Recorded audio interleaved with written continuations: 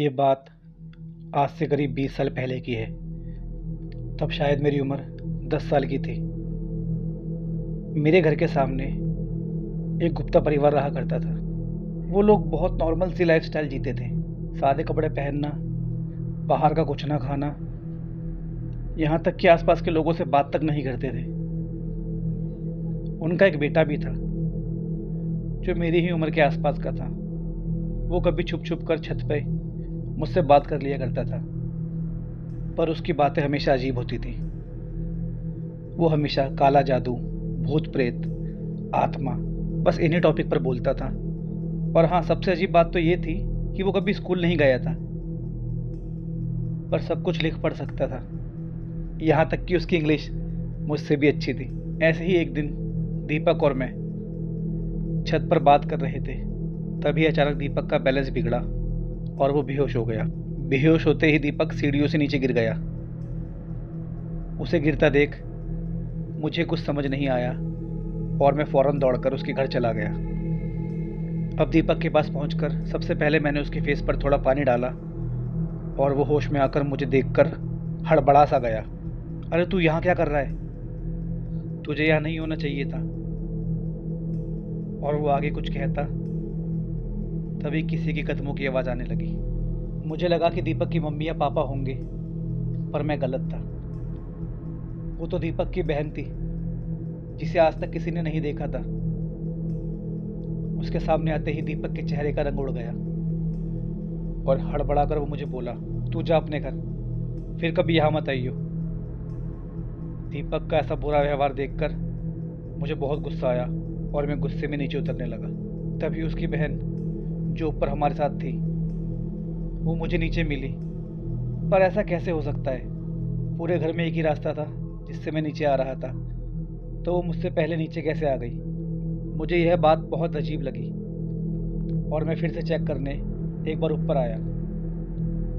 पर इस बार तो ऊपर का नज़ारा देखकर मेरी जान ही गले में अटक गई। वो छोटी लड़की अब फिर मुझसे पहले ऊपर थी।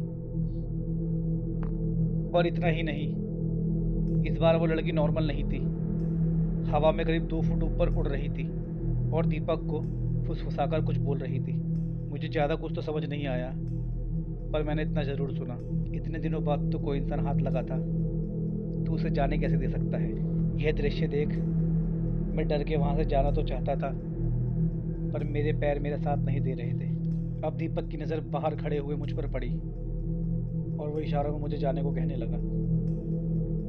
पर तभी उसकी छोटी बहन, जो हवा में उड़ रही थी, उसने पीछे मुड़कर मुझे देखा और उसका चेहरा बेहद ही भयानक हो गया।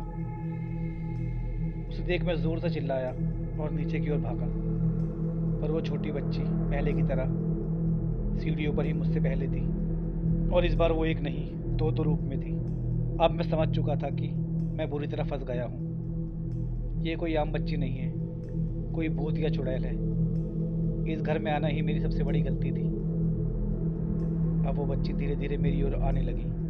मैं भागकर छत पर चला गया तो मैंने देखा मेरी माँ सामने मेरे घर पर कपड़े सुखा रही थी। मैं जोर जोर से चिल्लाने लगा, अपनी माँ को पुकारने लगा, पर मेरी माँ सामने होते हुए भी मुझे नहीं देख पा रही थी। शायद ये उसी चुड़ैल का माया जाल था। इतना सब होने के बाद इतना तो कंफर्म था कि अब मैं बचने वाला नहीं था।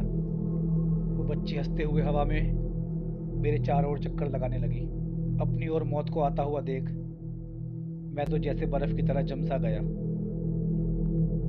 अब मुझे कुछ भी सुनाई या दिखाई नहीं दे रहा था, बस वो बच्ची मेरे चारों ओर घूमती हुई कुछ बड़बड़ा रही थी। अब जैसे ही उस बच्ची ने अपना हाथ मेरी ओर बढ़ाया, मैं डर कर रोने लगा और अपनी जान की भीख मांगने लगा। तभी उस बच्ची ने मुझे शांत करा और अपने एक नॉर्मल रूप में आकर मेरे सामने खड़ी हो गई और उसने मुझे कुछ ऐसा कहा जिस पर मुझे यकीन नहीं हुआ। वो बच्ची कहती है, प्लीज़ हेल्प मी, आप मुझे यहाँ से बचा लो। इन लोगों ने मुझे मारकर पिछले कई सालों से मेरी आत्मा को कैद कर रखा है। आप किसी भी बड़े की मदद ले लो, बस मेरे शरीर को इस घर से निकाल दो, तभी मेरी आत्मा को मुक्ति मिलेगी। और ये कहकर वो बच्ची वहाँ से गायब हो गई। मैं भी भागकर अपने घर आया और माँ को सारी बात बताई। पहले तो माँ ने मुझे खूब डांट लगाई और फिर आसपास की कुछ औरतों को इकट्ठा कर पुलिस को फ़ोन करा। अब पुलिस ने दीपक के घर का ताला तोड़ा और जैसे ही उसके घर का दरवाज़ा खुला तो मोहल्ले के किसी भी लोगों को अपनी आंखों पर यकीन ही नहीं हुआ, क्योंकि कमरे के नज़ारा इतना भयंकर था। दीपक, उसकी माँ, उसका बाप और वो लड़की, सबकी लाशें वहाँ पड़ी थी। ये पूरी की पूरी फैमिली हॉन्टेड थी। इतने दिनों से इनकी आत्मा यहाँ रह रही थी और ये बात आग की तरह पूरे मोहल्ले में फैल गई और सब उस हॉन्टेड घर को देखने के लिए आने लगे। पर उस दिन के बाद से मोहल्ले वालों ने दीपक या उसकी फैमिली के किसी भी आदमी को नहीं देखा। पर एक दिन शाम को मैं छत पर कुछ सामान लेने गया तो मुझे वही दीपक की छोटी बहन अपनी छत पर दिखाई दी। और अब दीपक की बहन मेरे कान के पास आकर मुझे कहती है, तुमने उनका राज खोल दिया, अब वो तुम्हारे पीछे आएंगे। और ये कहकर वो गायब हो गई। दोस्तों, इस कहानी में इतना ही। अगर कहानी पसंद आई तो इसे लाइक करें, शेयर करें। मिलते हैं कल एक नई कहानी के साथ आपके अपने यूट्यूब चैनल मानो ना मानो पर।